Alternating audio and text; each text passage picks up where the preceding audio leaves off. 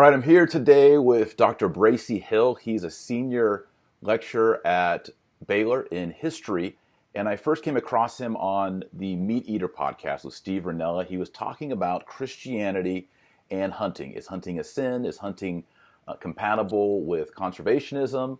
And most interestingly, all the stories in the Bible and references to hunting and to meat eating. So, Dr. Hill, welcome. Hey, thanks, Dr. Marsh. Appreciate it. So I enjoyed your interview with Steve Rinella on the Meat Eater podcast, and y'all were talking about Nimrod and Cain and Abel, Jacob and Esau, God as a hunter. And Right. on that format, y'all went through a lot of topics, but I felt there could be so much more done, especially on these biblical passages. And so I reached out to you, and you agreed to this interview. And I want to, if you're okay with it, to go through these passages, especially in Genesis, and talk about meat eating and the carnivore diet and the biblical take on eating meat, a biblical ethics of acquiring and eating meat. So, Dr. Hill, are you ready? Sure. Probably the first, well, not probably, the first story in the Bible that talks about killing animals would be Cain and Abel. Yeah. Right? Yeah. Abel's a shepherd, Cain's a farmer, Right. and Cain kills Abel because God accepts the sacrifice of Abel. He doesn't accept the sacrifice of Cain. So jealousy is brought into the mix. But there's also this background story that the first humans are, the Homo sapiens are Homo liturgicus. They're involved in some sort of liturgy, some sort of sacrificial oblation offering to God, the Creator. And there's two forms of that offering. One is plant-based and one is animal-based. And yet you have other people who say, well, not until Noah and the ark were people eating animals. And then you also have the story, which you talked on Steve Rinella's podcast, about Jacob and Esau, Right. which is like a pastoralist, Jacob, and then Esau is a hunter. Right. So already in the first several chapters of Genesis, up into just past the Abrahamic epic of Jacob and Esau, you have these tensions of food sources, liturgy, offerings to the Lord, human diet. And then that whole kind of Genesis 1 through 11 ends with, or begins again with Nimrod, who's called a great hunter. So what's going on here? I mean, what's the etiology? Let's start with Cain and Abel. Well, you can't. Yeah, there's not much there. You got to start with Genesis 1. Okay. If that makes sense. Yes, okay. Okay, so first off, if you've ever read Genesis 1 through, well, let's just say the first 11 chapters. Yeah. Sometimes you're like, is this the same story? Where did they get wives? Yes. How did that work out? And how many animals did he take on the ship? Yeah. Was the ark 2 by 2, or what are these 7 clean animals? Right. I thought it was 2 by 2. Okay, so the first thing we have to talk about, in my opinion, and first off, caveat, I have degrees in theology. I am not a biblical scholar, but I've taken classes, and I've spent a good portion of my life playing with this for both intellectual kind of exercise, but also for spiritual exercise. So these are my comments, and I guarantee you'll find 99 scholars who don't agree with me and don't agree with each other on how to interpret this. So first off, if we start with Genesis 1, because that's how the canon comes together. Yep. So even though it seems at times like it's pieces stuck together, and I would think it is, there still is this intentionality of the construction of the canon. So we have to take the whole canon. So what do we get? You have in the beginning, well, that's right, that's how it begins. You have in the beginning a creation story which is very symmetrical. Genesis 1 through Genesis 2, I think it's verse 4. So you have these construction of or formation of parts of the world, and then so you've got 3 days, and then the next 3 days you get animals that then correspond by way of what they consume and where they live. You've got light, and you have birds and waterfowl, you have birds, and then you have those things in the water. And then on the last day, you have creeping things on the earth and humans. Yeah, and they correspond to the land. And they correspond to the land. Right. So, and then you get the seventh day God rest. Okay.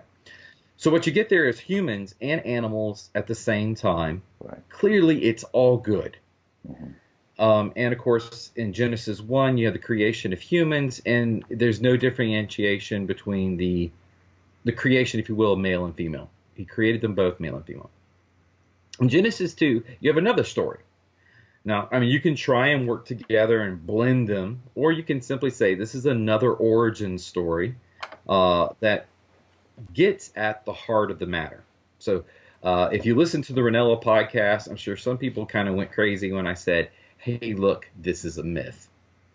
Right. And by myth, I mean a story that undergirds, explains what a culture believes. It creates their worldview, and they pass it on and retell it to subsequent generations. Yeah. It is true to them. Not that they may believe it was 24-hour days. They may have. But when they look at it, this is what it means to be me. I believe this, and this is my story. Right. Just like when we tell stories around family reunions or Christmas time or at the hunting camp. Yep. We tell the stories that identify us, many times differentiate us from other, and define who we are, not only in regards to each other around the campfire, around the service, around the congregation, around the family table at the reunion, but it also forms us and helps us answer questions that the story doesn't immediately answer. Yeah. It shapes our imagination. And when we tell stories, we're not always just saying, hey, here's like 12 facts I wanted you to know. When we tell a story, exactly, like at a hunting camp or on a camp out or whatever it is in these more intimate gatherings, we're trying to take a human concept, a human analogy, a human metaphor, and apply it so that the people around us also... something we can't fully put our hands around. The divine. Like you use the word myth, and I think a lot of my own listeners are going to recoil against that as well. But it's maybe to help define it would be like C.S. Lewis says that in the Christian story, myth becomes reality. Exactly. Right. And so, I think we can get into debates like, did the snake have vocal cords when he spoke to Eve? The accounts also says that God brought the animals from the earth. Did they physically come out of the dirt? Did when God blew through with his nostrils a soul, was it really wind? And there's these things in there, these technical elements that we can get really bogged down into, and it's hard to answer any of those questions. But we can't. But the narrative is obviously telling us something important about God's relationship to creation, man's relationship to the animal kingdom, rest, male, female, etc. As I was explaining also in that podcast, so what we get is an exciting, and what I consider to be an exciting revelation about God, and that is God allows us to use our imaginations. That means apparently our minds and our brains are not defunct, that they're not twisted, that they're open to God's revelation. Think about it. Jesus speaks in parables. Right. And he doesn't explain them all. Yeah. Which leaves them open to interpretation. So the incarnate God chooses to explore the ultimate truths about how we're to relate to each other, how we're definitely supposed to relate to our Father, which he gives us this as an example. Yeah. But he doesn't give us the answers. Right. He gives us stories. Yeah. And with parables, you can nitpick them and break them all apart, right? But ultimately, our Lord's telling us a parable to get across the analogy, the metaphor, the principle, the doctrine. Exactly. Yeah. So you get all these stories, and the more stories you have from a culture, the more stories we have from Jesus, the more we can begin to understand the other stories. Because in theory, they're consistent. Yes. Because they define a worldview. Yes. So back to Genesis. So we look for consistencies. We look for the message that makes the way through the stories that at times seem almost contradictory. Genesis 1 says, animals were good, humans were very good, this world is good, and it's all from God's own mind and own desire. Genesis 2, there is man. Man is God's creation from the dust. So it's not ex nihilo. Right. Neither the earth nor humans. They all come from something. God starts with something and makes it much, much, much more. And humans are much, much more. He derives the complex from the lower. It's definitely a principle there for the animals and for the human. And so because man, literally, man-ish, does not have his fullness yet, God creates a complement that's with an E. And he does so to make this helpmate, which God himself frequently calls himself. Yeah. And it's someone who saves somebody else's behind many times or helps them accomplish what they need. And he creates animals out of the dust. And it's fascinating to remind ourselves, so is this all the animals or is it just the animals of the garden? I'll let somebody figure that one out. But nonetheless, it's animals. And humans find animals not to be exactly what they need, but apparently God thought they were important enough. Yeah. And he has man name the animals that are created in the presence of man. And that naming is generally seen as a kind of an authority. It's something that God does. God names. Right. Humans get to name.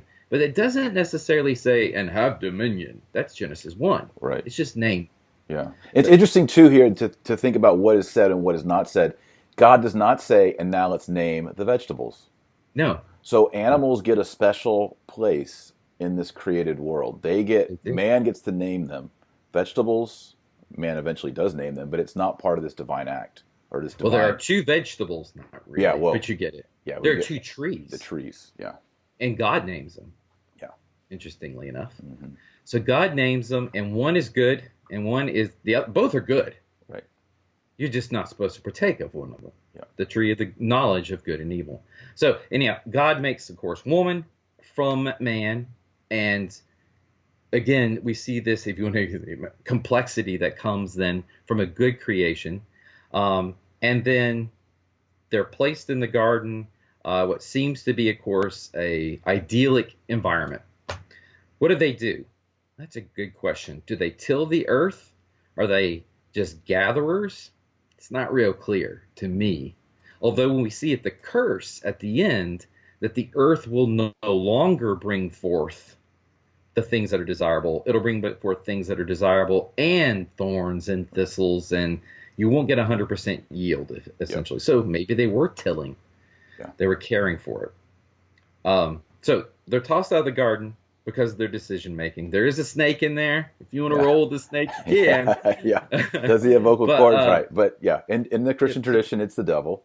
Yeah. Satan. But it's not said that. It's a snake. That's what the story says. A snake. Originally is a snake. It's not until later on, hundreds of years later, likely in Jewish tradition, that you begin to see the snake then identified as Satan. Yeah. Satan himself, if you recall from Job, is not the devil. Right. He's just the prosecuting attorney. Yeah, he's the accusing angel. Mm-hmm. Right. So we have this, what seems to be, and again, I'm stepping back as a historian, we have this evolution of ideas. One could say ongoing revelation, however you want to do it, that makes its way into the canon. So then at the end, we have Adam and Eve. Eve is cursed, and it's a horrible curse. She's going to have more pain in childbirth, and she will desire her husband. Right. I mean, that sucks. Okay. I mean, and the guy is going to work. Yeah, by the sweat of his brow. Yeah. By the sweat of his brow, and the yield would be less than he wants. And the earth, in that sense, is also cursed. Yeah. So the earth will bring forth that which is not good. Right. So the and earth. Interestingly, the earth is what Adam was brought from. So exactly all these things, yeah. Then we have this break to Cain and Abel. So Adam had known his wife, and we all know what I think the verb is yada in Hebrew means to know, if you know what I mean. Yeah. But it doesn't seem to be a negative thing. It's just he's intimate with her, and that's appropriate. And they have two children, Cain and Abel. One is tied to the raising of animals, and the way it's phrased is like smaller animals, like goats, sheep, small cattle. Yeah. And then Cain he does agriculture. Right.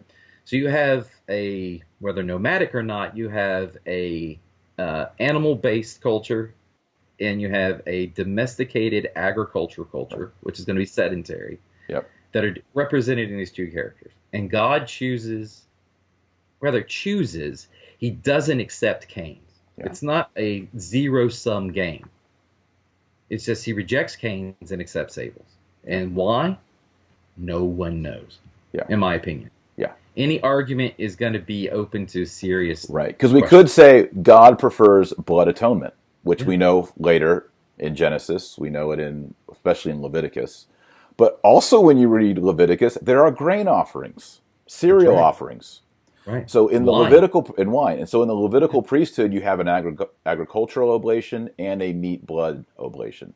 So it Exactly. doesn't seem that when Cain and Abel, God's like, I don't like fruits and veggies on the altar, Right. because we Now, know that He in the does in the New later on. Testament, yeah, in New Testament you get arguments like in Abel in the lineage of faith, right? In Right. Hebrews, you get Abel is counted among them. It's like, okay, I'm not sure how that worked out, but there it is. Yeah. But Cain is given an option. Cain is given the option, look, don't let this get you down. Don't be vengeful. You have a Right. choice.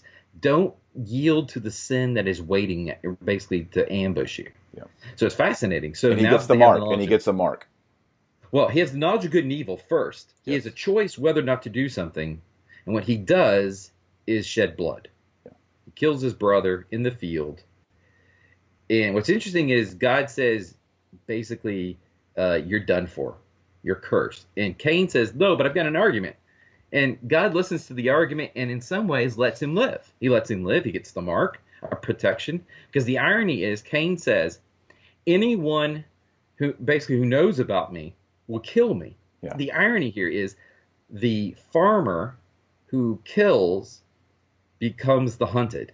Yes. It's like the most dangerous game. Exactly. And he says, I'm gonna die. They're gonna hunt me down. And there's a presumption that there, it seems, are at least 1 to 2 to 12 to 100 men out there. Oh, and then we get a transition. Cain Yeah. suddenly has a wife. Yes. How did that happen? Right. So if we take these simply as stories that help us understand And he the founds world, a city. he does. Yeah. Nod, I think, or something like that. Which he becomes a wanderer, a vagabond, but then he founds a city. So we have this urban environment associated then with the agricultural lifestyle, which is what we And then see in human history, every Yep. culture. exactly. Cities and civilizations are always built on the domestication of agriculture. Always. When we look, for instance, like at Jericho, Satahyuk in southern Turkey, these places begin to have the domestication of cereals first and foremost. And then we begin to see small villages, an acre to 5 acres develop. They build walls because they have surplus. Yep. And so, of course, you want to keep other people from having what you have. You farm outside the walls, and suddenly the cities, people come to trade because you have surplus and you have specialization of labor. And so suddenly you have an urban environment tied to agriculture, which is sedentary. And you get a very different view of God if you're a farmer than if you're a hunter. That's right. And the dominant view of, and this is, again, my perspective, the dominant view of the Hebrew Bible is that of an urban, semi-urban agricultural world. Now, they have domestication of animals, but most of that is just taking place on the outskirts. You don't get a lot of nomadic movement. Abraham, yes. Yeah, I was going to say, like, if you look at the founding stories, Abraham is a rancher. He's a pastoralist. He has animals. It seems like he has a lot of livestock, but he doesn't seem to be growing any grain. It seems like No. Jacob and Esau, or not Esau, different, but Jacob has livestock. That epic, that patriarchal epic, seems to be nomadic and rancher. But it seems once you get into the kingdom, right, Judges, and then into Saul, David, it's all agricultural. Yeah. And there seems to also be a connection between agricultural and paganism. I don't know quite, probably has to do with fertility cult or something, but it also seems that Israel struggles more with paganism when they're agricultural. Some people have said when you're a nomad, you never set up shrines, you always have kind of this solitary God in the sky that you talk to. Whereas when you're attached to the land, you start having all these problems of pestilence and crops, and you start turning to all sorts of local shrines, local deities. I've heard that said. Don't know if it's true. Well, I mean, makes sense. we can posit this just from reason. If you're nomadic, you simply follow what's there. You go find better grass. Yeah. If you're a farmer, you don't get an option. Yeah. God better rain for you, and the sun better come out so it can't be too wet, or we'll end up with fungus on our crops. We got to have a defensive God who fights for us to keep the people from coming to take the stuff that we've grown. Yep. So suddenly you're far more dependent on a particular kind of God who's fairly complex at doing a lot of stuff. Yeah. When you're nomadic, you pretty much are responsible for your own well-being. And if you look at the stories of Abraham and the like, It's when their greatest points of crisis are when they bump into cities. Yeah. Yeah, so it's the city people that don't like them. Yeah. And so you move from this nomadic existence to an urban environment to eventually a kingdom. Unfortunately, it splits to two kingdoms with massive cities. Jerusalem, which is like Paris, everybody wants to be in Jerusalem, even if you're not from there. And it's the center of everything. And it's this story that takes you, and of course, who's compiling all this? Urbanites. Yep. Yeah. And they're likely compiling this somewhere between the 9th century and the 6th century BCE. And priests who are urbanite. Yeah. I mean, otherwise you have generally a kind of shamanistic environment. Right. If you look at other hunting and gathering types. Yeah. So you get priests who depend upon killing animals for a living, offering what God wants, and they don't do anything other than that. I mean, they don't produce. Yeah. So it's a fascinating story. So did Cain and Abel a story of agriculture versus a kind of nomadic, or is it herding? It's hard to tell. Yeah, it seems herding. I'm thinking herding, pastoral, shepherd. Right. But if I were to step back from it, I would say the main story I'm supposed to take is don't yield to sin. And correct. God is merciful. He marks Cain and gives Cain blessings. So that has said that God is always faithful, even when we aren't. Right. But there is that little germ in there about the two different aspects of worldviews and economic background that make you wonder. Yeah. There's just not enough data. Yeah. So really the story from there, we jump to, there's a little bit about Enoch, that's real unusual. Yeah. And then we get to Noah. Right. And we have the sons of God going into the daughters of men. Right. Which is always fun to talk about. Yeah, two theories. One is, that the righteous men mated with the unrighteous women, and God didn't like that. Or that angels, you read this in like First Enoch, angels are copulating with humans and creating these giants, these Nephilim. And so God has to do sort of a genocide of those people, these giant, nasty guys.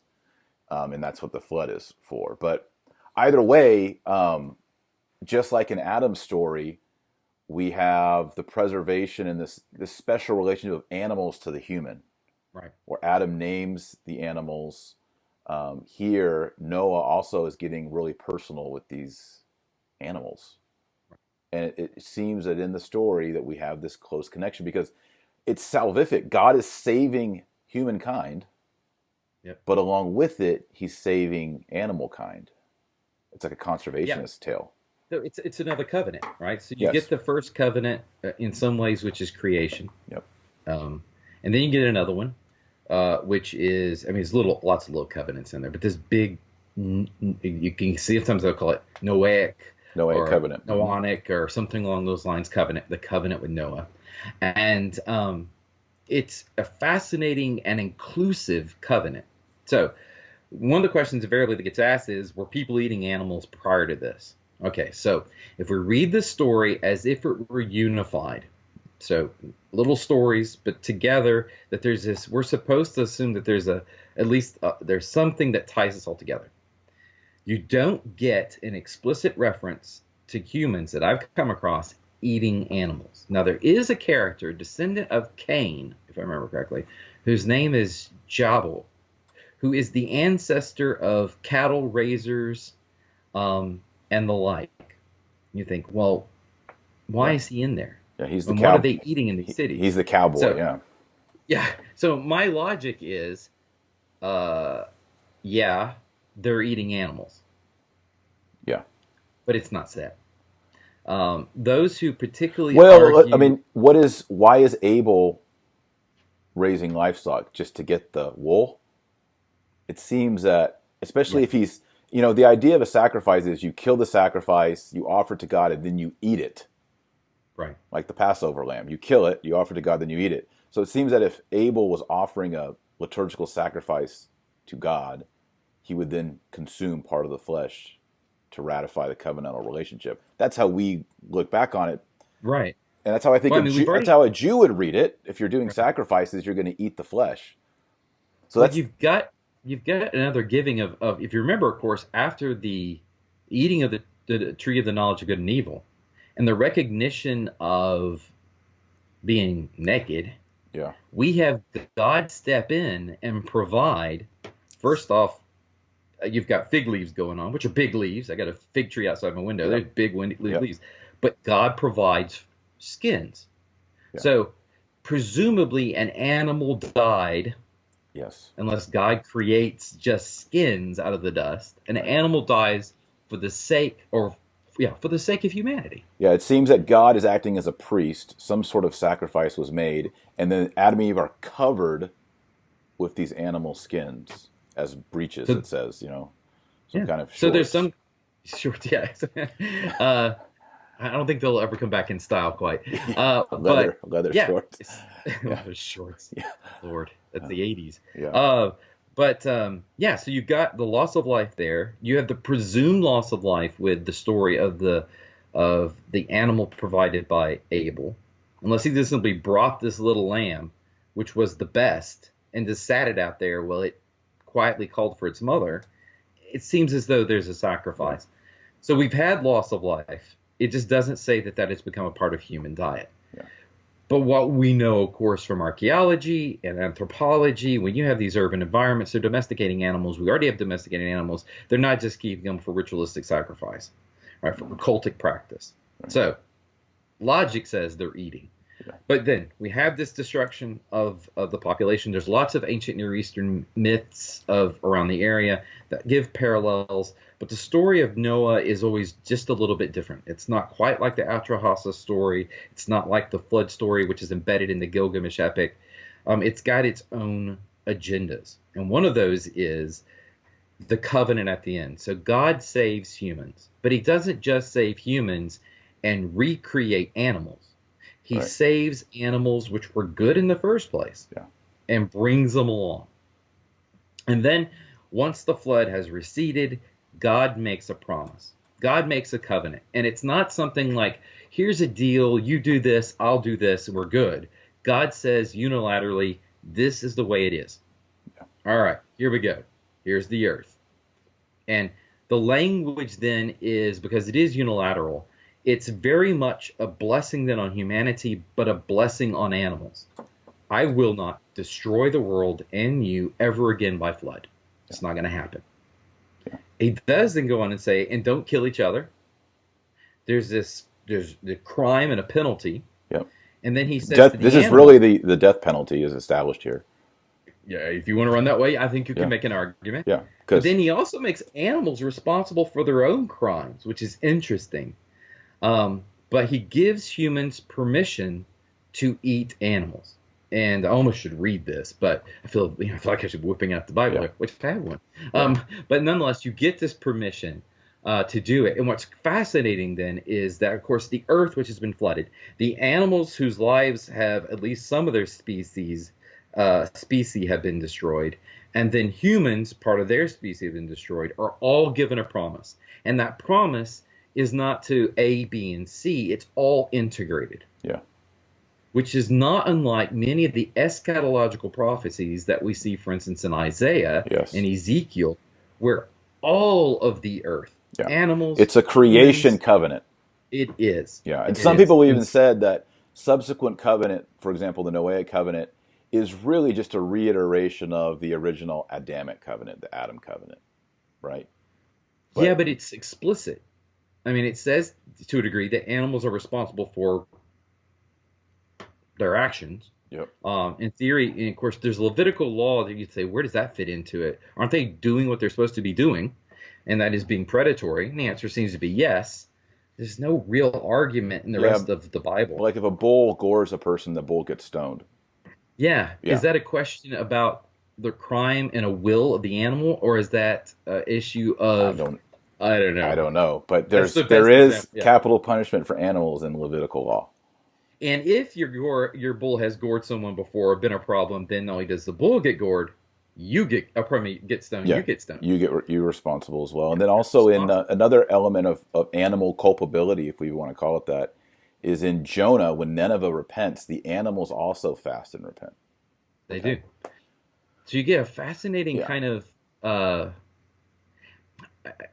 again, it's different ways to interpret it, but you do see this porousness between human animals and non-human animals.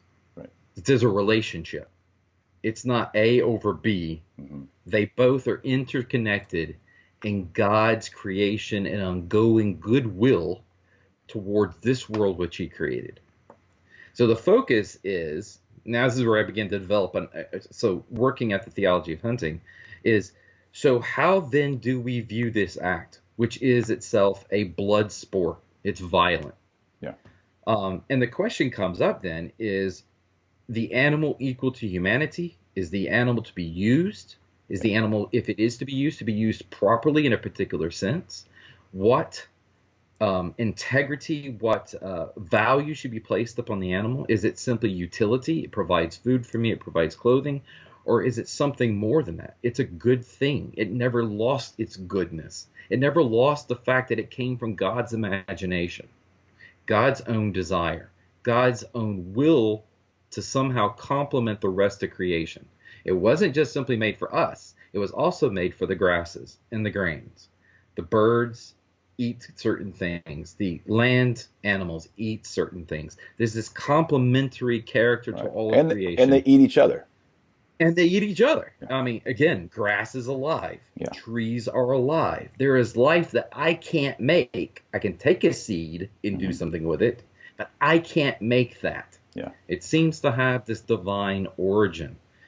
I can't create it from nothing. I have to depend upon something that exists before. So if you look at it from a kind of evolutionary standpoint, I don't even think you have to use that term, but a natural standpoint is nothing exists without eating something else. In the end, if it's alive.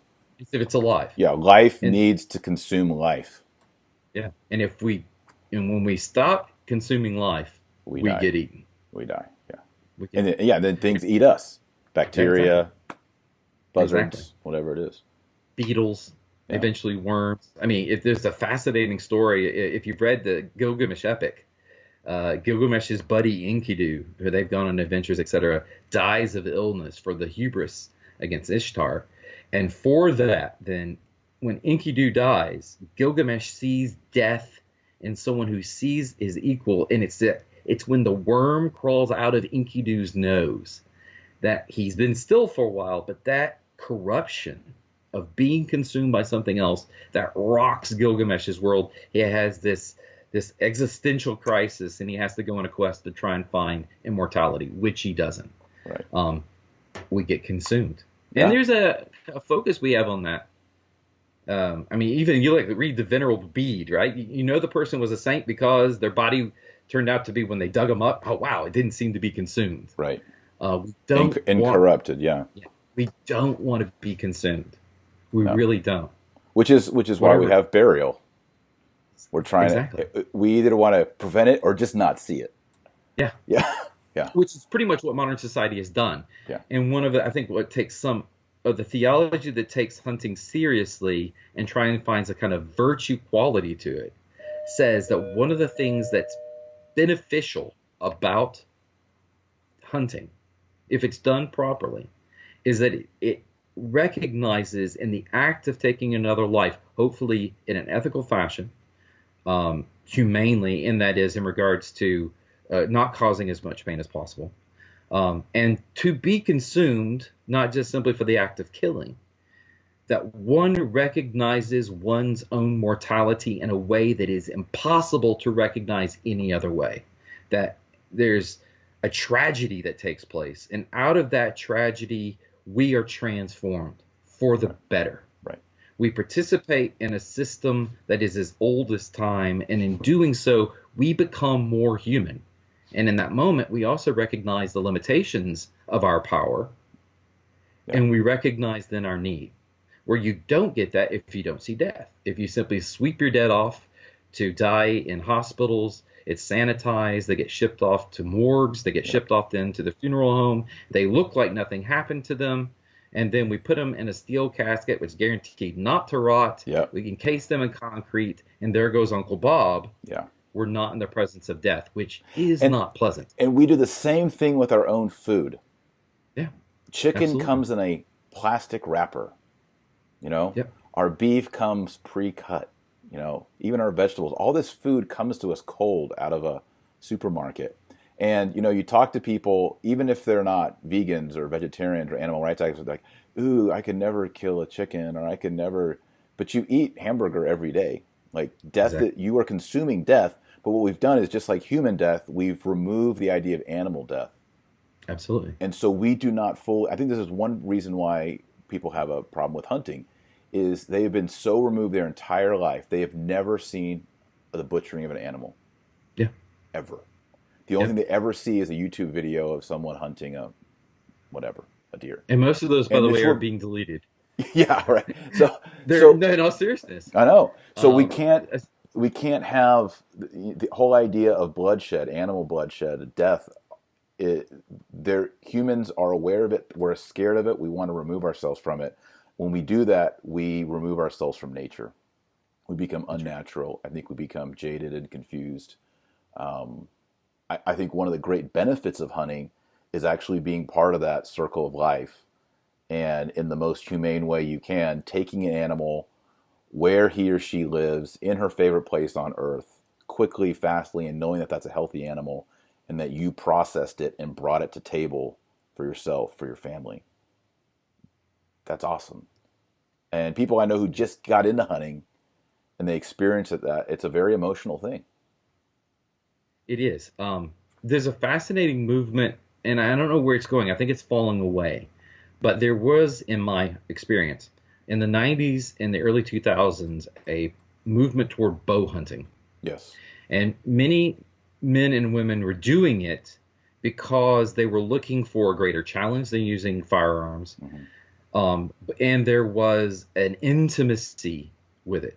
Now, the reason I say is I think we're going away from it is we're moving in the industry to crossbows, which have a far greater distance. Yes. And the experiences I've had with a bow, the longest shot I've ever made was 7 yards. So I was that close to the animal. Yeah.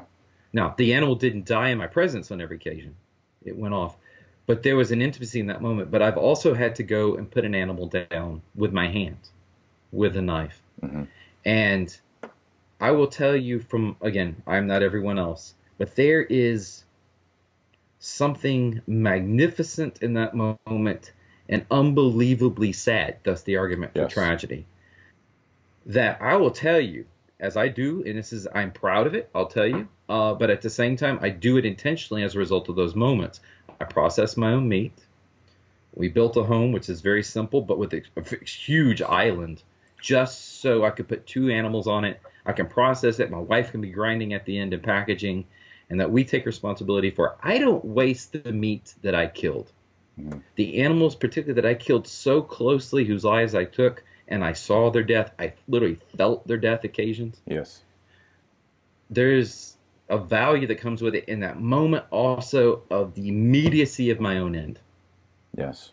This is how I will end. Yeah. And I don't think that that's not, I'm using a double negative. I don't think that that's not part of God's framework for creation. Now, you can say that that's a result of sin. I don't know, because Cain and Abel didn't seem to be so deformed. There seems to be no radical transformation for the way that animals eat and consume foods, etc., in that Genesis story. I don't see a deformation of nature so much so that it is something that it was not. Yeah. And if that predatory nature is something that is vicious, yet at the same time can be beautiful, it recognizes the fact that we don't want to be that, and that can call us then to look for a savior, a God, but also recognize the magnificence of this structure, the integrated nature of it. Yeah. Any part of the biotic, a term used in the 20th century, particularly by a conservationist, a biologist by the name of Aldo Leopold, anything in the biotic community that goes awry, that is abused, misused, will affect us. You frack, you do, it has an effect. That's right. Now, I drive a truck, and I feel guilty about it. Right. But I should in some ways. And I know some people right now are recoiling, but the point is, what happens to the world affects you. and it should. We don't, as you were saying, have that awareness. We watch YouTube videos or cable shows, but notice that even in the animal shows, hardly ever is there an animal that's caught and eaten. And I'll tell you, I don't like watching those. Yeah. Because there's something intimate about that I don't think should be filmed. Yeah. I don't know, but I'm rambling. Mm-hmm. Isn't it interesting that when we look into the Old Testament scriptures, the Hebrew scriptures, we see that this idea of eating meat and consuming meat is regulated strictly by Levitical law and has a cultic element. And even if you go outside Judaism and you look at the ancient pagan Greeks, like you look at the ceremonies in Homer's Iliad and Odyssey and the way they sacrifice, this idea, like if you go like Iliad and Odyssey, when they're going to have a sacrifice, it is a barbecue party. It's a grill out. Absolutely. It is a celebration. And so, but there's also this idea that the meat is so good, and there's a tragedy, there's a joy and a tragedy. There's a Good Friday and an Easter, that it's so tragic, but yet so good and so wonderful and nutritious and tasting good that somehow it needs to be offered to the divine. Yeah. Well, in the Odyssey, Odysseus goes and kills a stag for his men. So there's also this sense of there's a communal aspect, or should be a communal aspect, a sharing that goes on. Yeah. If you think about it, if you don't have a freezer and you kill a stag, there's only so much you can eat. Yeah. We see this with studies of Paleo-Indian groups, for instance.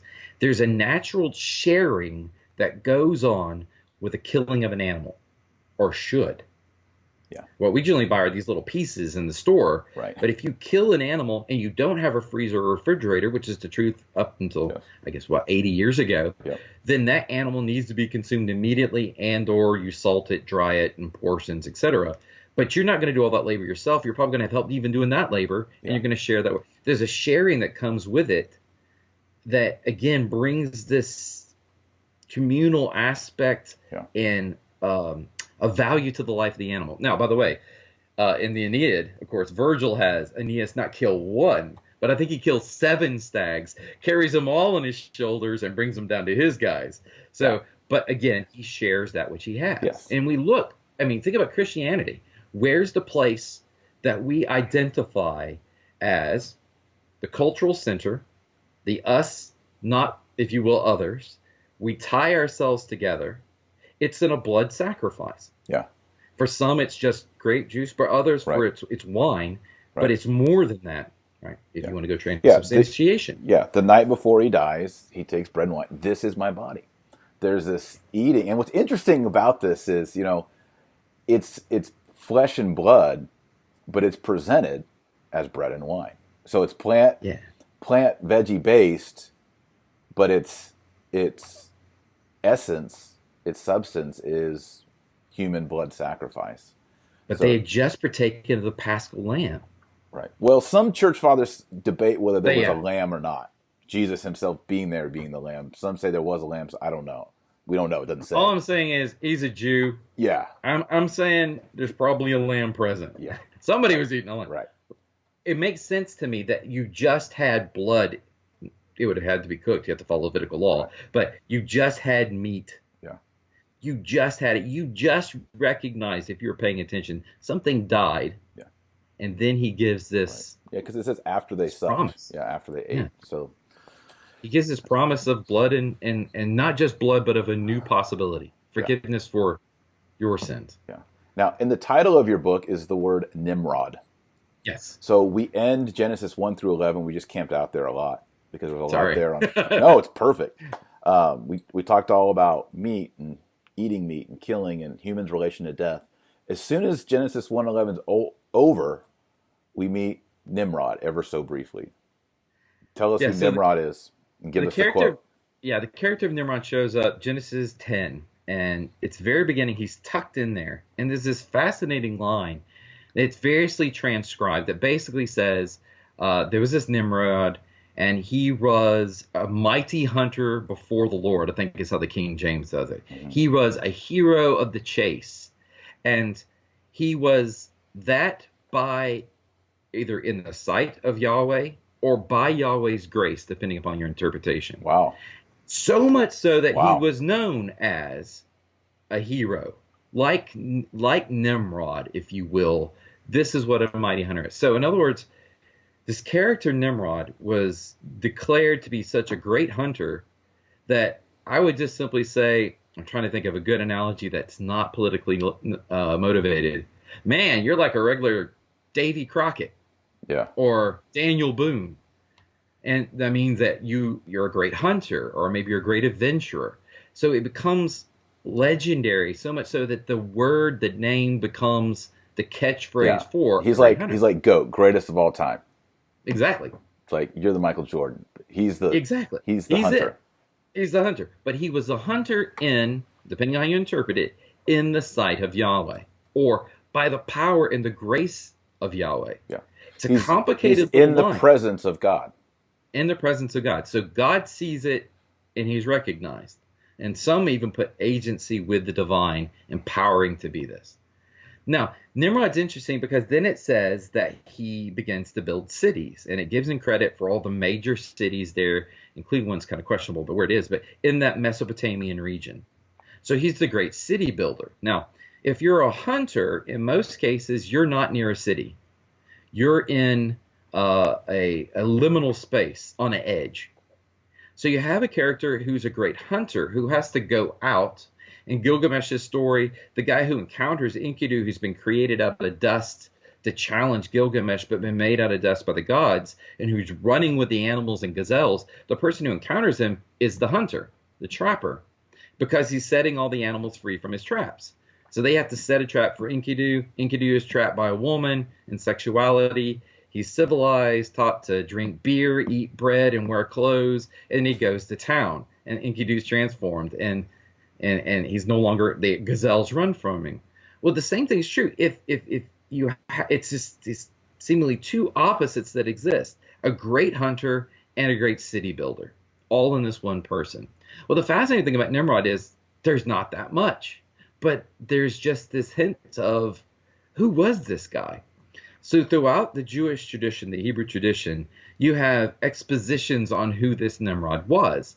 The Christian fathers pick that up and run with it, as do then at the end of the Middle Ages, the early modern theologians, both from the Roman Catholic Church and then the emerging Protestant churches, all turn to Nimrod, and as I argue in the book, use him as a malleable figure, so that he is either the enemy of God, the hunter of men, as Augustine believes him to be.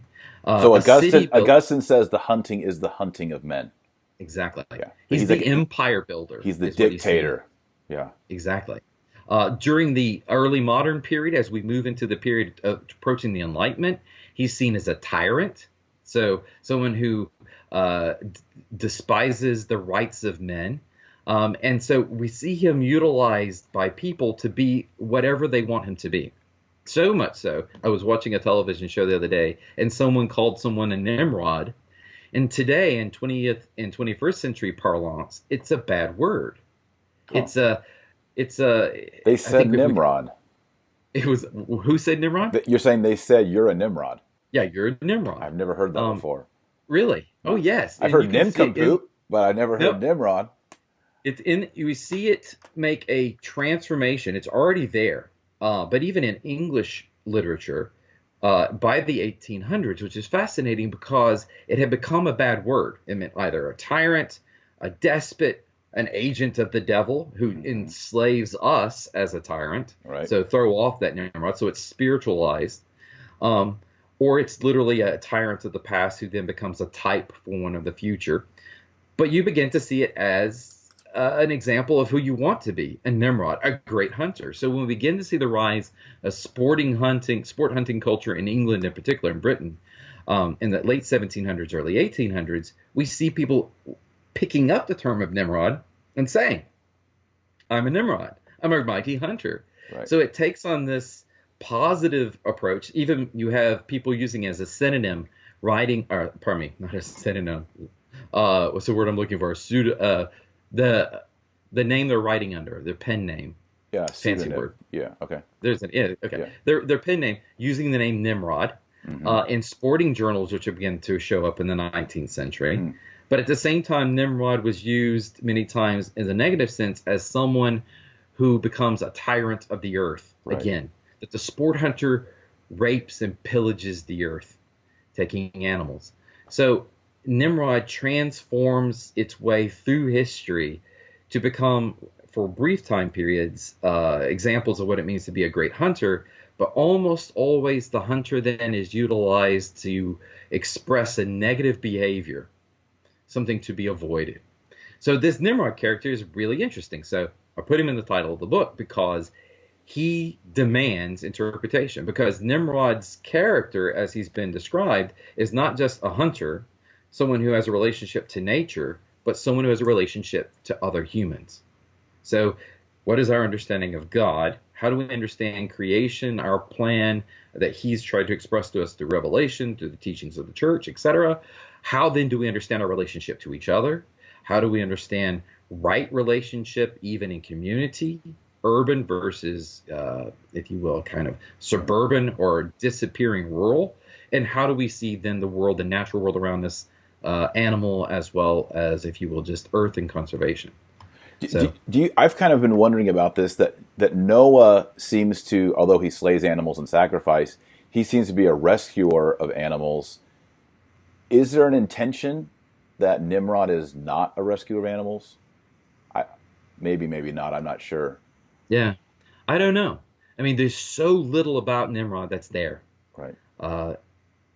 We just don't know. I mean, and there's been a number of scripture scholars and ancient historians who've tried to say that Nimrod actually was a historical character, but no one can pin it down.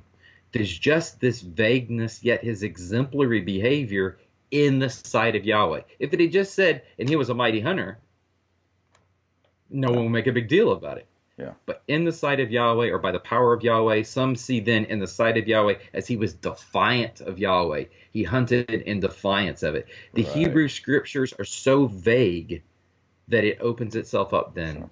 And so what you think of Nimrod in some ways is a mirror to your own perspectives. Right. Interesting. Huh. So if we move on from Nimrod, because there's not much more to say, right? I mean, it's just well, there's an entire chapter. Feel free to read it. I mean, but it can lend itself either way. It does. That's my argument. Is that it's look at this is what we've done with him. Yeah. Now, one of the things that came up on the Steve Ranella podcast that you did on Meat Eater was the idea of hunting in the Levitical laws and whether it's even possible.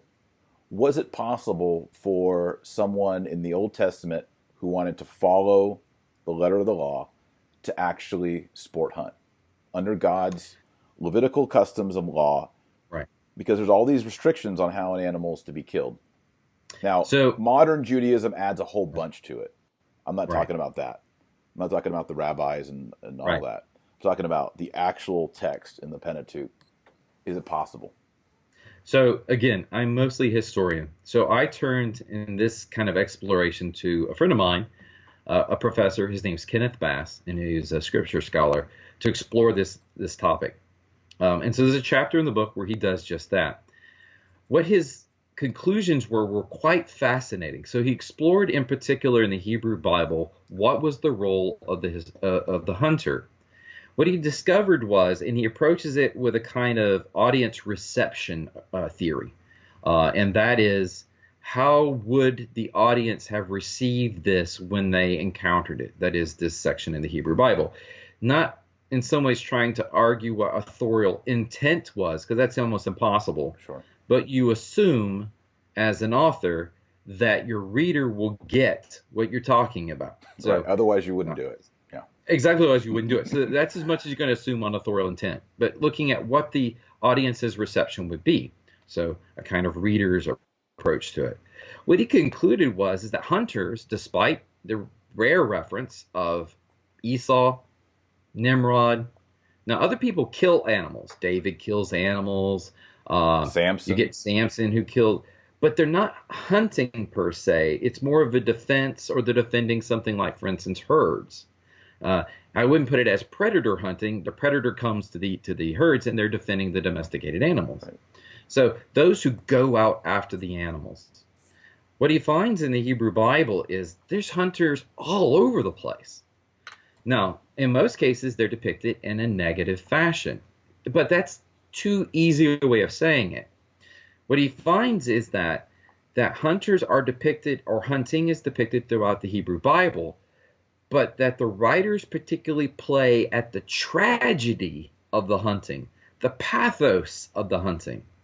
So, on occasion, hunters fall into their own traps. But most of the time, what you see is that you want to, the writer's trying to get you to identify with the animal that is trapped, that is caught in his own web, or is caught then by the devil, or by an enemy, or by sin, or by temptation. And so there's hunting going on, but that it's not as though hunting is negative per se. It is that the writer wants you to attach yourself to that particular part of the hunting experience. Now, that's interesting. Yeah. If I want to describe to you something and I want you to understand it, that means you've got to have a knowledge of it. Correct. If you have no knowledge of hunting because it's taboo, how are you going to know? Yeah. That most intimate of experiences. So first off, he argues if they're using this, I don't want to say trope, but they're using this tool, this literary tool repeatedly over perhaps hundreds of years, the Hebrew people were very much aware of hunting. When Jesus says, you see that sparrow? There's not a sparrow that falls that my Father is not aware of it. That sparrow falls because it was the cheapest form of meat food available in the market. Right. Sparrows were shot and or trapped, netted, and sold in the market. Notice, by the way, the sparrow dies, is trapped, hunted. God doesn't stop it. And Jesus acknowledges it. Yeah. So, and he's making that point so that the human makes his own reflection that, oh, just as these animals get hunted and that's tragic and I have an emotional response to that, right, so also God knows my own emotional responses. Exactly. Yeah. So there's an example. But throughout the Hebrew Bible, there's far more complex rather than sparrows. Yeah, and in the Psalms, yeah. Exactly. Yeah. So first off, that was his analysis, and that's very insightful. And he goes through and catalogs them. He begins to break them down into patterns. But the other thing he noted then is that there are a lot of animals that are listed as being acceptable foodstuffs that could only be acquired, like ibexes and gazelles, that could only be acquired by way of hunting. Right. So Levitical law has at least an open door to the catching of animals and to hunting. The Hebrew scriptures assumes that the readers and the Hebrew people know about hunting, particularly this most kind of, I don't want to say, again, I use the word tragic, but emotional aspect of it, can apply that to themselves, use their imagination and their emotions to understand something about themselves, what they should or shouldn't do, who their God is. And then the other thing he noticed is that the person who hunts the most in the Hebrew Bible, it's not Esau, it's not Nimrod, it's Yahweh. Yeah. Yahweh is the hunter. Yahweh is the warrior, and Yahweh is the hunter. Yahweh hunts Israel. And so the metaphor and the analogies that are used of hunting are applied directly to the divine being. Yes. So if hunting is wrong, right, yeah, it's a why problem. is Yahweh doing it? Yeah.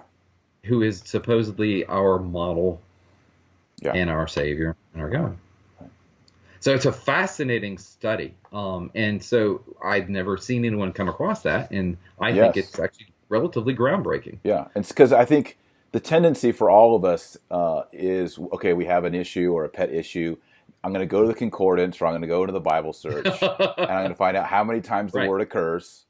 And then I'm going to chronicle those, and I'm going to write my essay, my blog post, my journal article, my book, or whatever. And what's interesting is well, we're not looking for characters. We're seeing God applying the hunter motif to himself. Right. And that to me is the greatest argument. Right. And you've got to look for things you wouldn't think of, by the way, like pits and nets and walls and snares. Yes. This is all part of hunting. Yeah. And arrows. It's Yahweh who does this. Mm-hmm. I mean, there's the arrow and the spear. These are the ones, maybe a jawbone. But these are the things then we think of, these are the weapons we identify as being aggressive hunting weapons. But not always. Yeah. Now, on the contrary. Other than the Lord himself, probably the most obvious hunting story would be Jacob and Esau. Yes. And the story. Well, I'll let you tell the story. But Jacob, Oh, Esau, and the hunt, yeah, right, and the deception. right. So, of course, you've got Jacob and Esau, these two twins. Um, they're relatively competitive and they belong to two different spheres. Esau is a hunter. He's ruddy, whatever that means, Yeah, whether that's his hair or his skin from being out of doors. right. He's just a hairy beast of a guy, Yep, apparently. And here's the thing: his father, Isaac, got to make sure I got my names right, yep, loves wild game. yeah. Hunted He meat, loves wild game. not the So here, domesticated out in the yeah, pen. He likes the mm-mm. stuff out in the I woods. want my venison on the hoof out there. Yes. So as the aged man then has kind of one of his last requests of sorts. It's not last word, but he's aged. He's blind. He asks his son Esau, who's his favorite, by the way, Yeah. to go get him some meat. Son, go hunt something down. Bring daddy some good venison. Hmm. Now, Esau goes, but he has another son, Jacob, the deceiver of sorts, who hangs out not in the fields, but in the tents, Yeah. many times in the company of women. Yes. And his mother is trying to manipulate then the affection of Isaac for Jacob. And Jacob and his mother work out a plan where venison is acquired, and Jacob puts on, I don't know how this works, basically some fur, which is deceptive, goes into the blind father, offers it to him. His father feels his hairiness, blesses him instead of blessing the older son Esau. Yeah. Gives Esau him. comes back and says, "What happened? I was gone for a little bit, brought back food, and this is what the deceiver, my brother, has done." And mom, by the way. Yeah. Um, Mom was in on and it. so the story then has these two brothers, the tent dweller Yeah, I call him the mama's boy. and, Jacob's the mama's and the boy. mama's boy, Yeah. a kind of an effeminate character, and the ruddy, red, Harry. hairy man of the field and hunter in juxtaposition. Interestingly enough, while God does bless Esau, it's the tent dweller, the raiser of animals. There's a story, of course, about how he's blessed with his herds. It's the nomadic, sometimes suburban or urban type domesticator of animals is the one that God chooses. The pastoralist. Not the pastoralist. Good, excellent term. It's not the hunter. And this is kind of used as an argument. This is the Absolutely. definitive moment where God says, hunting is evil, pastoralism is good. Pastoralism is good, yeah. And should we read that story as a condemnation of hunting? Or Well, is there an yeah. ideology here? Or is it just that it so happens that Esau is the hunter, Jacob's the pastoralist?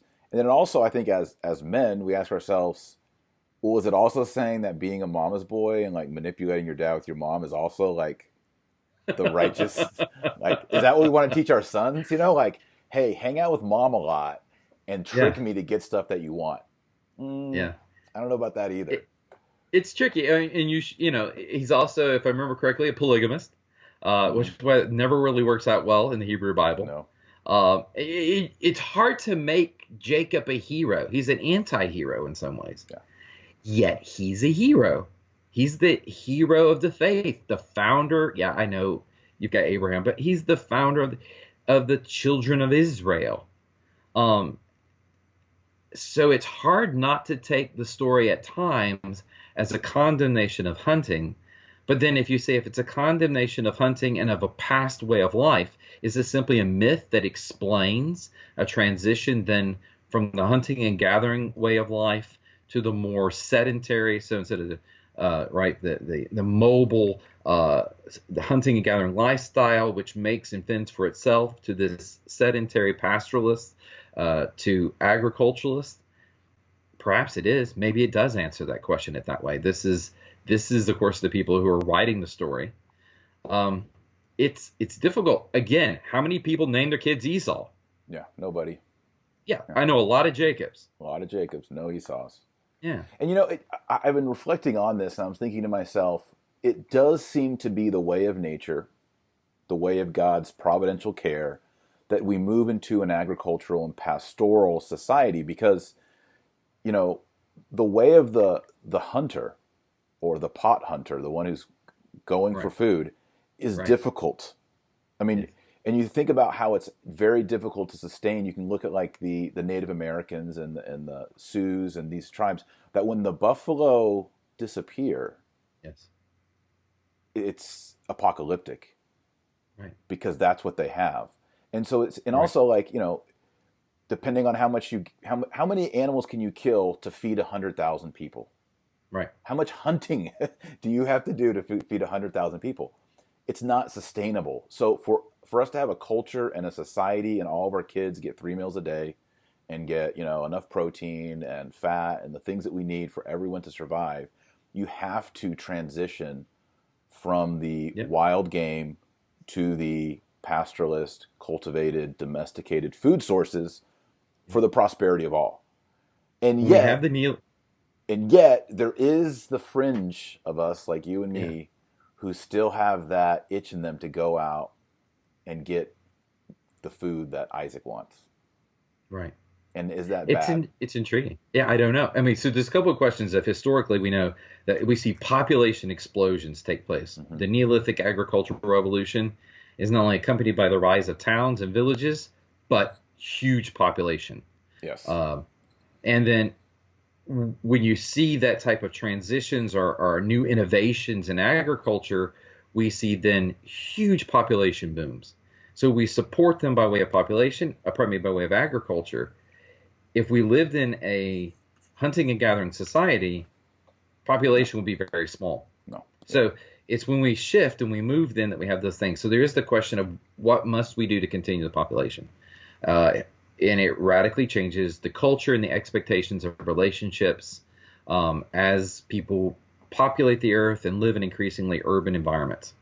And you can see that literally changing mores in America over the last 200 years.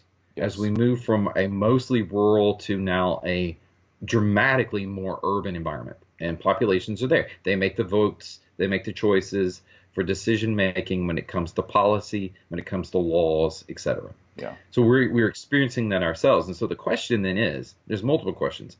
For the Christian, is hunting a wrong action? Is it something that makes me worse? In other words, first off, is there, did God say no to it? Or is it something that is not part of the perfection of my person as deemed by God, that God has provided plans then and works through us through grace, but for the perfection of our person, which probably will never be in this time period, right, in this life, but that we are working forward and hopefully being transformed by grace, is there a place for hunting to disappear? Or just we shouldn't participate at all? Right. Is it a misuse of God's creation? Yeah. And if it's a misuse of God's creation, it opens all kinds of other doors. Then also, should you be killing animals at all? So should you be killing animals in an impersonal way, where you basically have your own assassins that then provide for you meat for your stomach? You don't even there for the death. Yeah. You don't even want to know about it. You just want the styrofoam container, the meat, the wrap over it, right? With the sticker with the name on it, price per pound. That's all you want. And then some people don't even do that. Yeah. They just eat out. It literally comes as a pre-prepared hamburger or a chicken nugget in a box. The only blood they want to see is in their rare steak. Yes, right. And they really don't want to think what the red is, if that makes sense. Exactly. They joke about mooing, but they would never think about being there for that moment. When the moo turns to a, well, I won't even say, but you know what it sounds like. Oh, yeah. I butchered my first cow in the last year. Mm-hmm. Put it down, and the farmer put it down, and it was my responsibility to butcher the whole sucker. Yeah. How long did it take you? I did it at night. I think it took me around 3 to 4 hours. By yourself? Yeah. Well, the guys are standing around watching me with the headlights on, and the guy for whom I was cutting it up, who has a number of children, I was cutting up. He would help me and sharpen blades and hand them to me. Yep. It took me a good, I'm going to say 4 hours in the Texas field. Yep. It was hot and it was vicious. I've never actually done a cow, but I've done big animals, and it takes. I've done it with other guys, like 2 hours. You know? Oh yeah, I did my first elk this year. Hmm. I couldn't move it. I needed everybody to help me. Yeah. Um, to move it and to do it. All that is to say is that once you start thinking about it, the questions just pour. Yeah. One of my goals then, and the whole process, I mean, I joke about Dr. Bebbington and the French thing, is to encourage Christians just to think. I'm not sure what the answer is going to be for each one of them, but if they take seriously this idea of should I or should I not? What's my role? Who am I in relationship to God? Who am I in relationship to nature? What does Scripture inform me? What does my tradition inform me? If they're doing that, the constant, I want to say like a Hegelian process of throwing ideas out and encountering, different ideas back and there will be a transformation and a responsibility for who they are as a person, as a child of God in God's world. It's not ours, it's God's. Yeah. And if they come to the conclusion that hunting is wrong for them, I wholly support that. If they can articulate the reasons why. And I would support them in some ways. I'll say this is kind of, this will throw, if you will, gas on the fire. I'll support them more than I will support the hunter who never thinks, who just shoots willy-nilly, who kills animals and leaves them because someone said it was okay, who has not worked through that process of responsibility. Yeah. If you have a child, do you not think about what it means to be a parent, having bring a soul into the world? Right. Have you thought about taking a life out of the world? Yeah. Whether it's a cow on your plate or the animal that you actually just brought about their death. Yeah. We're responsible. Yeah. I've had that struggle my entire life. My dad hunted. My relatives hunt. I hunted as a boy. I've been to Africa to hunt. All over North America, small game, big game. And there's always been, like you said, there's that tragedy in it, but also something metaphysical about it. Absolutely. Something transformative. I remember being with my oldest son and getting his first deer, and both of us kind of being a little teary, like kind of a weird, like emotional, like primal thing happens, like, Absolutely. and just seeing him and like, are you okay? Like, do you want to pray? Like, it's a big deal, and I think Absolutely. I talked with my brother about this, and we still, after all these years, you get that, I don't know what the feeling is, but when the hunt goes well and you're there with that animal and it's just died, and there's this feeling that I can't explain, but even when I retell hunting stories, it comes back to me, and I think it just must be like this ancient primal feeling of taking a life, and then you've killed, and now I'm going to live. Mm-hmm. This animal But has I been too sacrificed would be for me. Yeah. Yeah, and then Absolutely. and then one day I'm going to be food for worms and bacteria. So it's just this, very few of us, unless you're in a war, have a direct encounter with dead human bodies.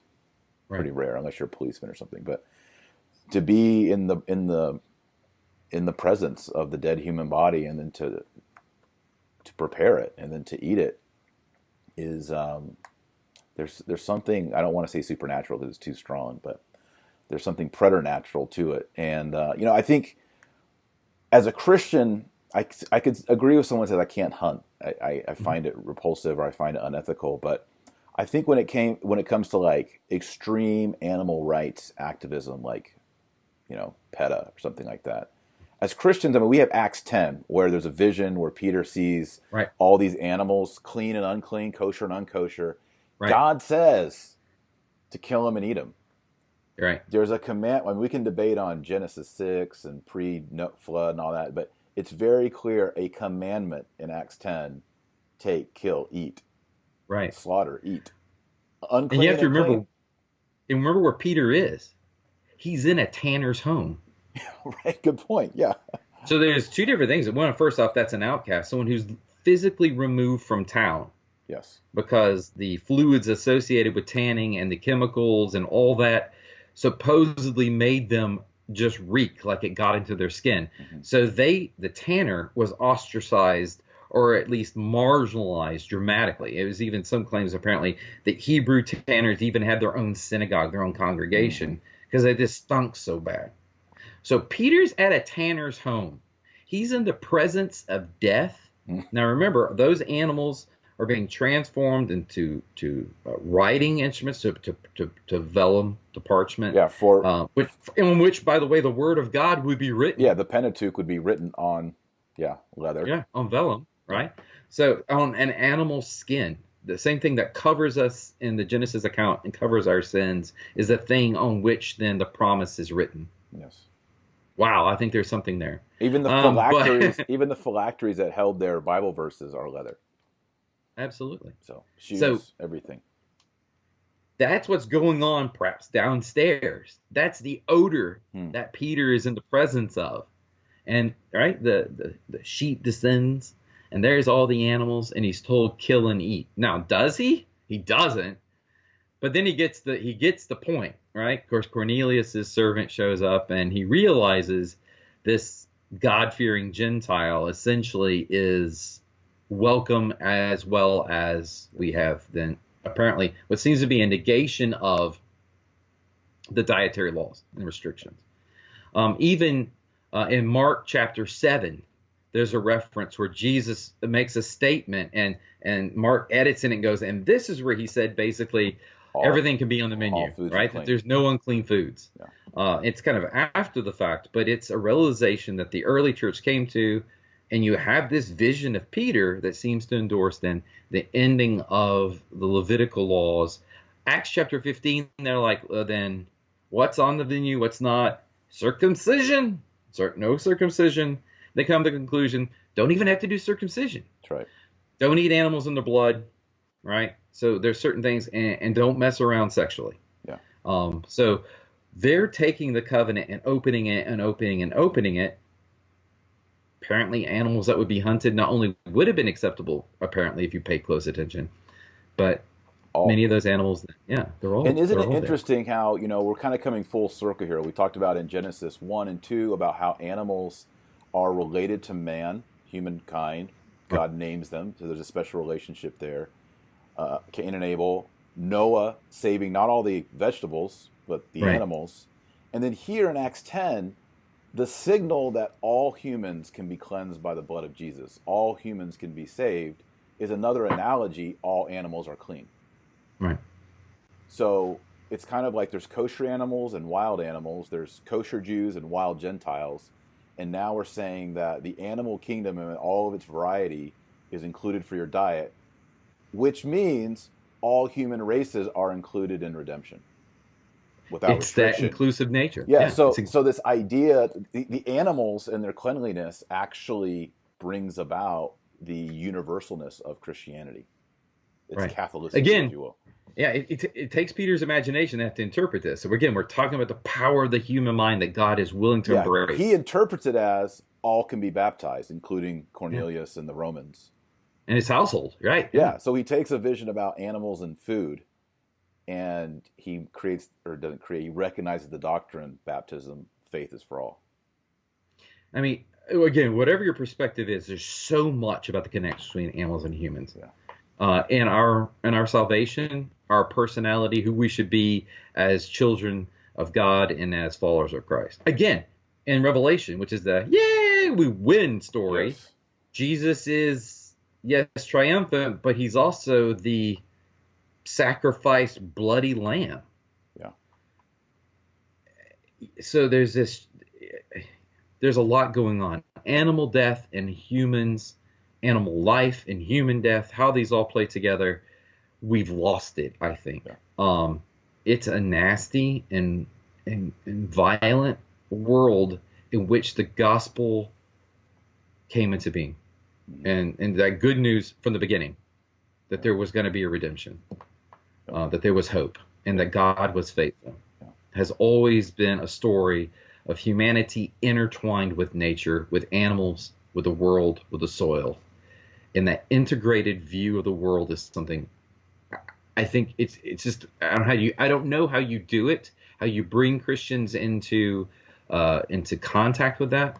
When I talk to my students, I ask them many times, how many of you have ever planted anything in a garden? I've been teaching now for 10 years at this current university. And I can tell you now that I have moved from generally about 5 out of 30 Hmm. to now generally I have 1 to 2 out of 30 who have ever planted Yeah. anything. How do you understand the gospel? Yeah. How do you understand the message of the unity of God's great creation? How do you understand, of course, the taking of life, etc., when we become so insulated? I don't know. Yes. I don't know, but it's a call. Yeah. To close, what would you say to?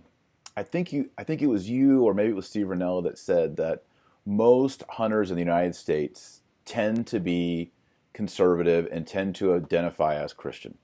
Yes, Did you say that? I can't remember. I did. It's in one of the chapters. Yes. I went and did a lot of used sociological instruments, Hmm.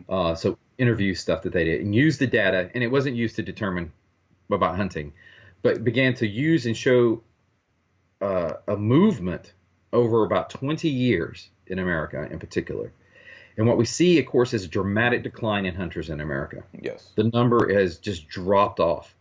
And for hunting, of course, there's this question of how do we perpetuate hunting and who do we bring in?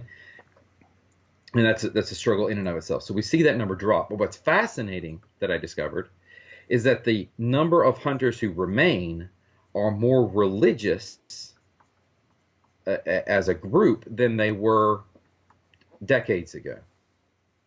So hunters in America are increasingly religious. Now, that doesn't mean that they go to church every Sunday or Saturday night. Hmm.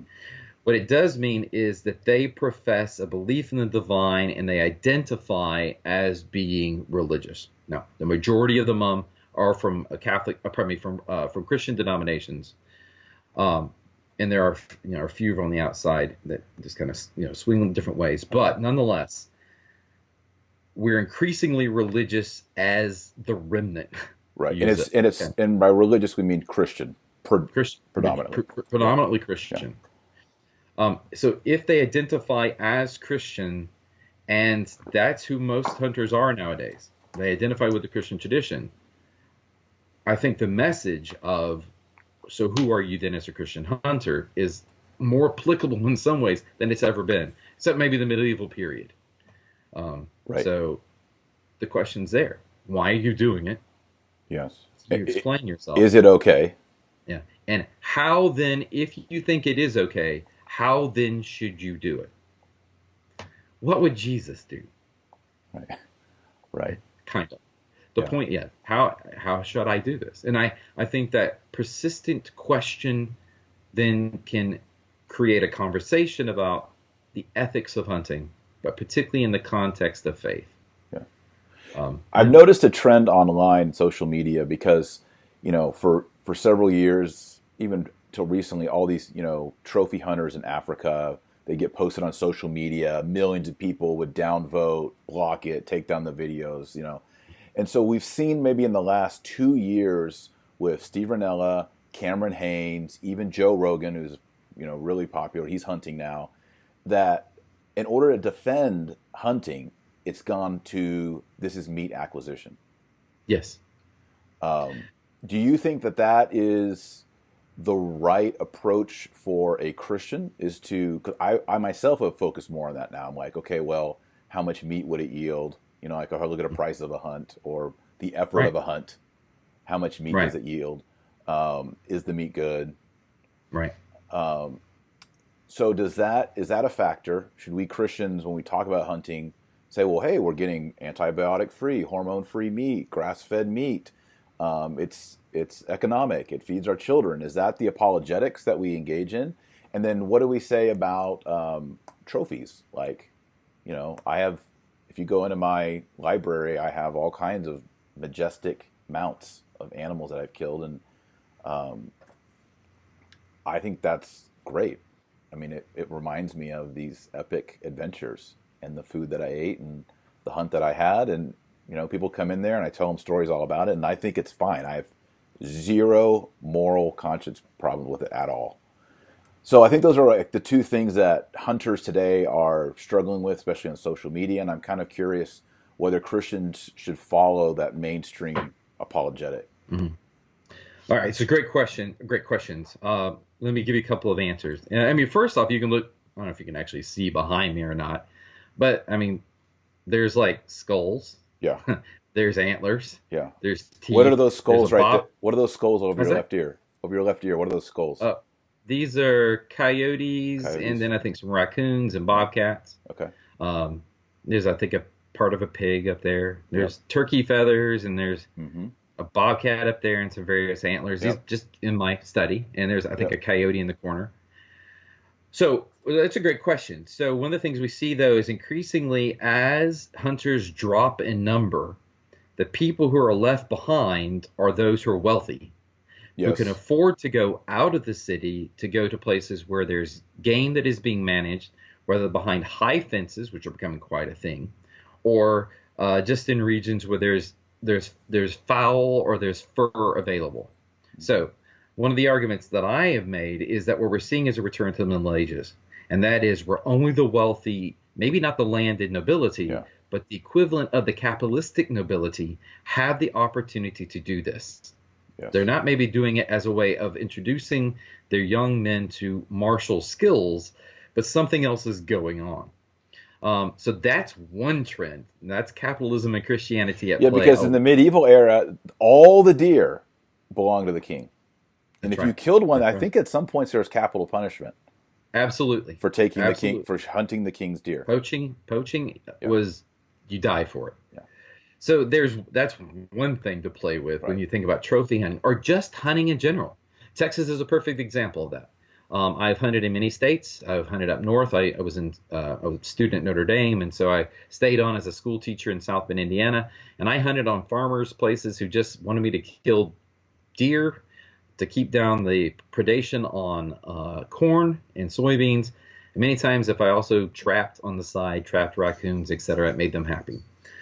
And it facilitated my entrance onto these properties. That said, increasingly, Texas is becoming the guide for the rest of the nation, and that is we see leases popping up where leases never were before.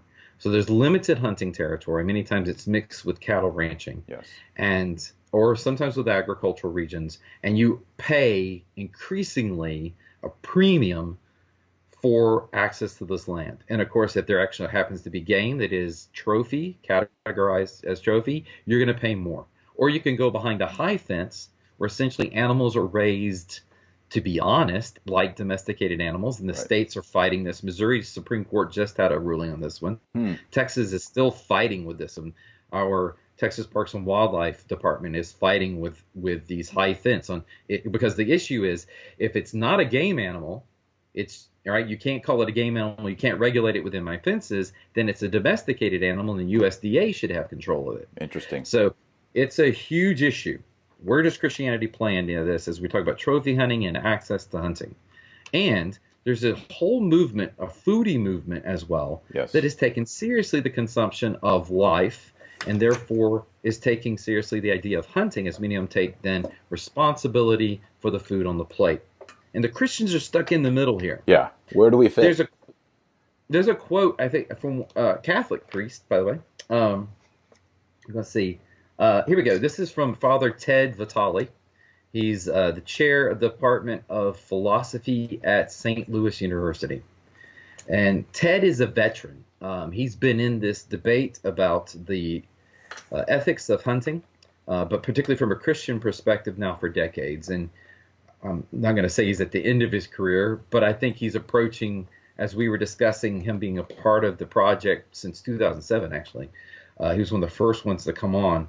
His idea about what can I do and what can't I do and where's the argument going. And he's increasingly kind of come to his own conclusions and realizing that some of the dialogue is just not going to work. But his conclusion is, he says, therefore, fair chase must mean at least that hunting should be conducive to the well-being of the biotic community and should be conducted by human participants according to the best rules and laws generated by the authorities responsible for the well-being of the biotic community. Any form of hunting that violates these laws, whether through poaching or through excessive taking of game, is not only illegal, it is immoral. Yeah, He I also agree with goes on that. He argues then that the focus should be, I'm going to read another because he's pretty good at this. He talks about the idea that he believes that the consumption of meat should be primary. So when should you ever kill an animal you're not going to eat?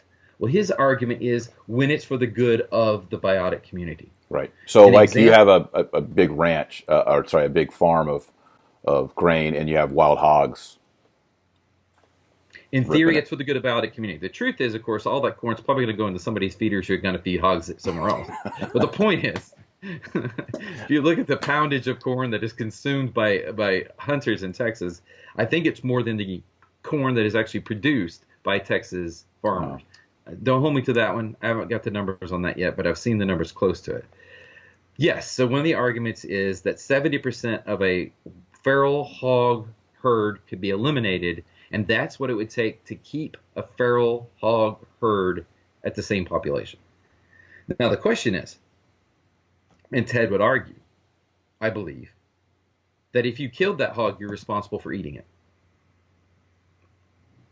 Because you're taking a life. The only argument where you might not take, and he does explore this, might take an animal and not consume it, would be where that animal is not good traditionally for food, and it's for the good of biotic community. So you're not killing it to kill. For instance, somewhere over here is a coyote. Mm-hmm. Coyotes, is various studies on these, lead to high numbers of fawn predation, fawn mortality. So what you're doing is you're making a decision. You're saying that the white-tailed deer, which generally produce only at best 2 offspring per year and are desirable, more desirable than other things, yes, to increase the population or at least maintain the population of white-tailed deer, if I eliminate some of the predation on fawns, I can keep that population or increase it. So I kill the coyote. Now the question is, do you kill the coyote and let it lay? Or do you take that which you can from it? Like what? Is there a good... Are there coyote backstraps? There aren't. Yeah, I was gonna say. You can take the fur. You can take the fur. Sure. So when my argument is that we should not kill without cause. That cause should be well thought out. Yeah. And like Ted argues, it should be in conjunction with, parallel with, congruous with the best knowledge that we have, as well as what we argue what is moral, what is good, and hopefully what is good not just for us, but for God's creation. Right. If we're killing to kill, if we're killing for prestige, if we're killing as a signaling device, mm-hmm. you're doing it wrong. Or for maybe sort of a sadistic thrill. Oh, then definitely off. Yeah. Definitely off the charts. Yeah. So now that may be legal.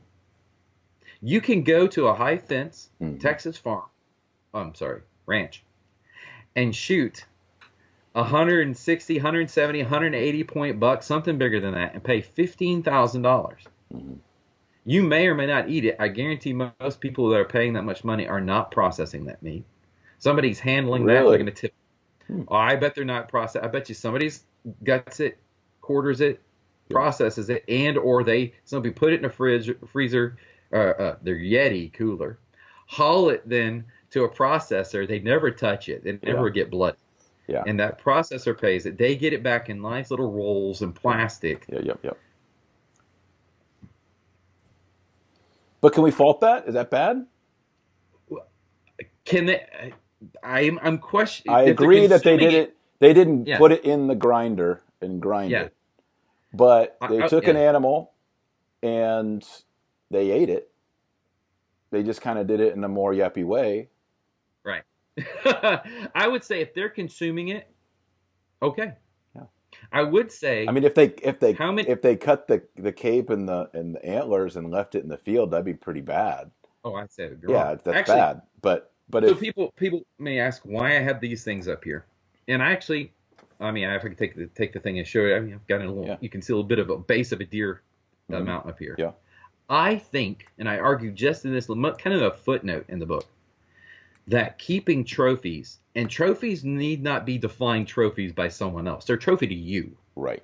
Trophies are sacramental. Yeah, I So can what I see mean that. by that is, That's how I see it when people come in like, whoa, what's that animal on the wall? yeah, And then I tell them, oh, that was down in South Texas, and you start to tell a what? and I tell them the You start to story. I was with tell my a dad and story. my brother, and I tell them the whole thing. Like, wow, it's incredible, and what's it taste like? And I tell them what it tastes like, and yeah, and that And so, that animal was honored. yeah, no, it's more than that. The animal's alive. Yeah, it's made present. Exactly, that's what I mean. It's sacramental. It's Yeah, just like, for instance, we tell the story at the Eucharist, if you will. yeah, We remind ourselves what's going on.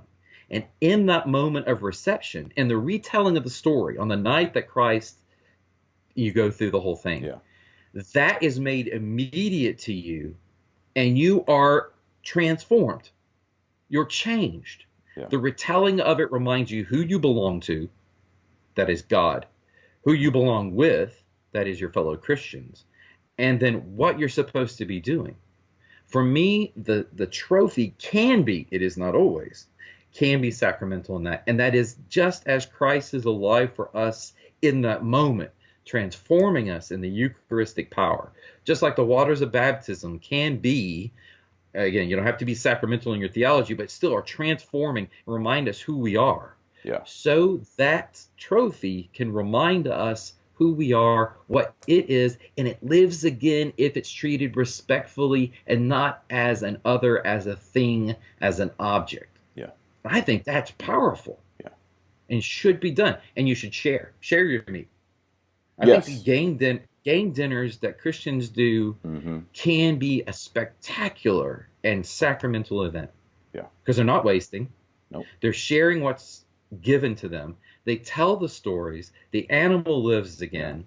You There's know it's no healthy. waste. It's healthy food, unless it was just living under a corn feeder. But it's out there. It's Well, not yeah, getting annual injections or right, brands. It's not getting a tag in its ear. It's not eating any hormones or antibiotics.